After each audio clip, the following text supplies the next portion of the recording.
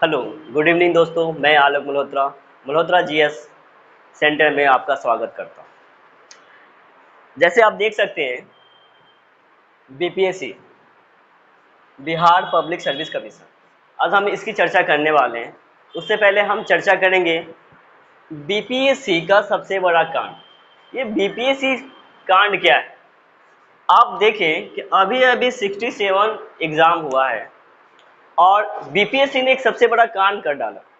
बच्चों का कॉन्फिडेंस जो है काफ़ी लो हो गया। कांड है क्या? तो बीपीएससी के एग्ज़ाम जब हुए तो एग्ज़ाम होने से पहले ही क्वेश्चन आउट हो गए, जिसके कारण से बहुत सारे ऐसे विद्यार्थी हैं 67 देने वाले, जिनका कॉन्फिडेंस काफ़ी स्लो हो गया है, काफ़ी लो हो चला गया है, वो नीचे की ओर जा रहे हैं। हमें टेंशन नहीं लेना, हमें दम टेंशन नहीं लेना है और हमें कॉन्फिडेंस के साथ इसकी तैयारी करनी है। अब टेंशन क्या नहीं लेना है, आप इसे नेगेटिव मत सोचो, ये आपके लिए एक पॉजिटिव है। खासकर वैसे स्टूडेंट के लिए जो बीपीएससी अभी अभी एग्जाम दे रहे थे या फिर वो देकर ट्राई कर रहे थे, चलो ना मैं एक बार क्वेश्चन देख लेता हूँ ना क्या आता है, या फिर मैं देखता हूँ किस टाइप से होता है। आपने देखा कि 6,02,000 6,02,000 विद्यार्थी ने इस फॉर्म को भरा और मात्र आपके पास 800 प्लस सीट थे। तो अब सोचो कितने स्टूडेंट का एग्जाम क्वालिफाई करने वाला था। इसमें से लगभग आपने देखा कि लगभग 70% ऐसे विद्यार्थी थे जो पहली पहली बार एग्जाम दे रहे या वो सोच रहे थे चलो ना एक बार करके देख लेते हैं। तो खासकर मैं उस विद्यार्थियों को बोलना चाहूँगा कि चलो ना देख लेते की जगह एक बार क्यों ना अच्छे से ट्राई कर लेते, क्यों ना एक बार जमकर पढ़ाई कर लेते हैं। तो इस कांड में आप सभी लोग जानते हैं इस कांड में क्या हुआ, तो हमें इस कांड से अब उबरना है, इस चीज़ को अब भूल जाना है और इस मौके को एक एनर्जी के साथ, इस मौके को एक पॉइंट के साथ, अपॉर्चुनिटी के साथ हमें लगना है और 67 बीपीएससी कंप्लीट कर डालना है। तो हम आज इस वीडियो में बात करेंगे कि 67 की तैयारी कैसे करें। आपके पास बिहार पब्लिक कमीशन ने अभी बोल दिया है कि लगभग 3 महीने, लगभग आपके पास 3 महीने के बाद 3 महीने के बाद फिर से एग्जाम होने वाला। और इस 3 महीने में क्या स्ट्रेटजी अपनाएं, क्या तरीका अपनाएं, क्या करें कि 3 महीने में वैसे विद्यार्थी जो बिगिनर हैं, जो स्टार्टअप कर रहे हैं या जिन्होंने ये सोच के भरा चलना एक बार देख लेते हैं, वो क्या करें कि इस पीटी को, इस एग्ज़ाम को क्वालिफाई करें। तो आज हम इसी की चर्चा करने वाले हैं। तो दोस्तों, घबराना दम नहीं है। मैं मल्होत्रा जीएस सेंटर में आपको सारी चीज़ों के बारे में डिटेल से, काफ़ी अच्छे से मैं बताने वाला हूँ और आप अच्छे से इसकी तैयारी कर सकते हैं, एक अच्छे से रणनीति बना सकते हैं कि आरंभिक परीक्षा यानी पीटी आप कैसे निकालोगे, अब क्या करोगे, कैसे करनी चाहिए, अब कितना पढ़ोगे। अब आपके पास पूरे साल टाइम नहीं है, आपके पास महीने नहीं है, बल्कि कुछ महीने हैं, मात्र 3 महीने हैं।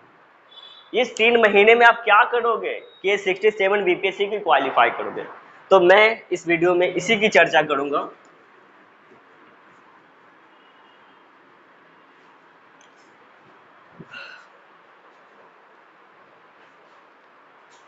याद दोस्तों, 67 बीपीएससी,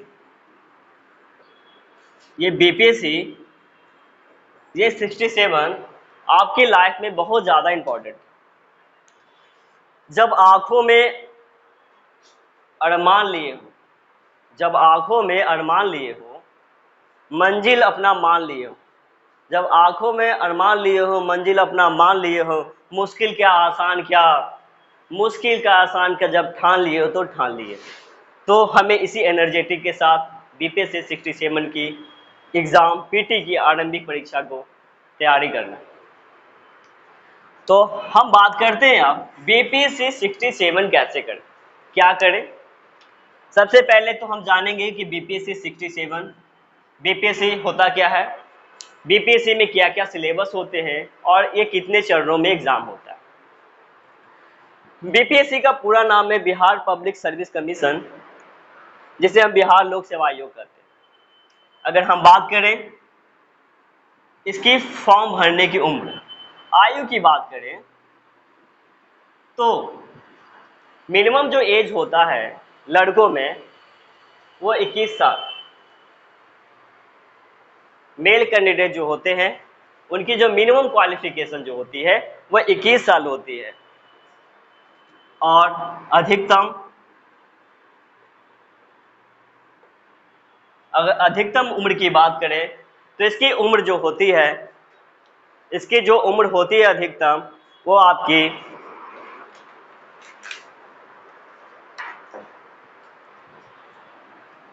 37 ईयर होती है। जो चैनल जो कैंडिडेट, अगर आप एससी या एसटी से बिलोंग करते हैं, अगर आप एससी एसटी से बिलोंग करते हैं मेल या फीमेल, तो आपकी उम्र 42 साल होगी। आप 42 साल तक इस फॉर्म को भर सकते हैं। अगर आप फीमेल हैं, आप ओबीसी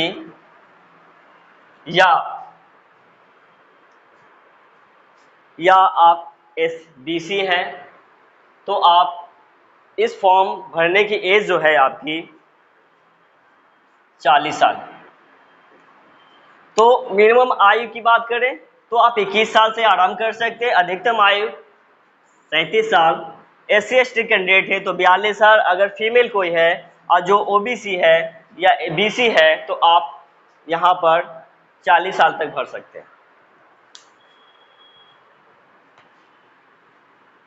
दोस्तों, हमें निराश दम नहीं होनी, हमें लगातार कोशिश करनी है और इस मौक़ों को गंवाना नहीं। ये जो मौका है आपके लिए एक अपॉर्चुनिटी लेकर आया। आपने अभी भी 67 का जब एग्ज़ाम दिया पीटी, तो आपने देखा है एग्ज़ाम के क्या टाइप थे। तो हम बात करने वाले हैं बीपीएससी 67 के एग्ज़ाम के चरणों के बारे में। जैसे हम जानते हैं कि बीपीएससी जो होता है ना, वो 3 चरणों में एग्ज़ाम लेता है। पहला जो चरण होता है जिसे हम आरंभिक परीक्षा कहते हैं, जो दूसरा जो चरण होता है जिसे मुख्य परीक्षा, और तीसरा जो चरण होता है जिसे हम साक्षात्कार यानी इंटरव्यू परीक्षा कहते हैं। पहले हम आरंभिक परीक्षा की बात करेंगे तो आरंभिक परीक्षा जो होता है वो 2 घंटे की होती है, जिसमें आपका सामान्य अध्ययन के 150 क्वेश्चन पूछे जाते हैं। 2 घंटे के एग्जाम होते हैं जिसमें आपको सामान्य अध्ययन के 150 नंबर के क्वेश्चन पूछे जाते हैं। प्रत्येक क्वेश्चन 1 मार्क्स के होते हैं, इसमें कोई नेगेटिव नहीं होता है। जब आप इसे पास करते हो, पीटी पास करने के बाद आप मेंस की परीक्षा में बैठते हो। यहाँ पर आपका 4 पेपर होता है, जिसमें से एक पेपर जो होता है आपका हिंदी का पेपर, जो 100 मार्क्स का होता है और इसके लिए आपको 3 घंटे का समय दिया जाता है। इसके बाद पेपर 1 जो होता है आपका जीएस होता है, जो 300 मार्क्स का 3 घंटे के लिए आपको दिया जाता है। नेक्स्ट जो पेपर होता है जीएस 2, ये भी 300 मार्क्स के लिए, 300 मार्क्स के, इसके लिए भी आपको 3 घंटे का समय दिया जाता है। और लास्ट जो पेपर होता है आपका ऑप्शनल पेपर होता है, और ऑप्शनल पेपर वो पेपर होता है जो आपने चूज किया। तो ऑप्शनल पेपर भी जो होता है आपका 300 मार्क्स का होता है, और इसके लिए भी आपको 3 घंटे का समय दिया जाता है। एक गौर करने वाली बात ये है कि इसमें आपको हिंदी के पेपर पास करने बहुत जरूरी है। इसके लिए आपको 30 मार्क्स यानी मिनिमम 30 मार्क्स लाना आपका ज़रूरी है। अगर आप 30 मार्क्स नहीं लाते हो, 30%, तो आगे का जो पेपर है वो चेक नहीं होगा। जो मेंस का जो एग्ज़ाम होता है वो 900 मार्क्स का होता है। जैसे आप इसे क्वालिफाई करते हो तो नेक्स्ट एग्ज़ाम आपका इंटरव्यू, जिसे हम साक्षात्कार कहते हैं, यहाँ पर आपका 120 मार्क्स का इंटरव्यू होता है। और मेंस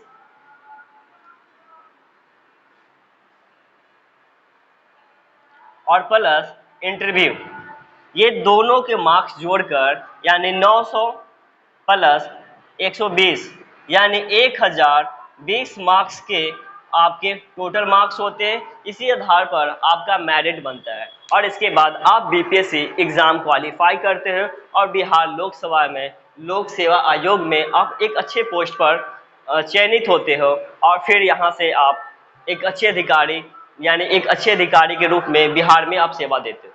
दोस्तों तो मैंने देखा कि इस एग्ज़ाम के बारे में मैंने आपको सारी बातें बता दी कि एग्ज़ाम कैसे होते हैं और क्या क्या तरीके हैं, कितने चरणों में होते हैं।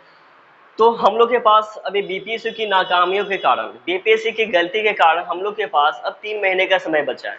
तो इन 3 महीनों में हम क्या करें कि बीपीएससी आरंभिक परीक्षा यानी पीटी क्वालिफाई करें। तो नेक्स्ट वीडियो में हम बात करेंगे कि बीपीएससी पीटी के लिए क्या क्या सिलेबस होते हैं।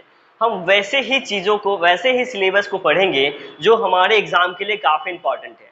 और इसमें इस अगले वीडियो में बात करूंगा कि कौन कौन से ऐसे टॉपिक हैं जो आपके लिए काफ़ी इंपॉर्टेंट है और जिसे आप पढ़कर कम समय में आप बीपीएससी 67 का पीटी निकाल सकते हो। तो इसके लिए मैं एक आप लोग के लिए एक और बताना चाहूँगा कि मैं बीपीएससी पीटी के लिए एक महासंग्राम ला रहा हूँ जो आपके इसी चैनल पर करवाए जाएंगे और आप मेरे चैनल के साथ जुड़े रहें और महासंग्राम में यानी कि भाग लें और जहां से यहां पर आप कम समय में यानी कम समय में बीपीएससी 67 आप आराम से निकाल सकते हैं। तो दोस्तों हम नेक्स्ट वीडियो में मिलते हैं और हाँ, एक बात आप भूले नहीं, आप इस चैनल को लाइक और सब्सक्राइब करें और अपने दोस्तों के पास शेयर करें।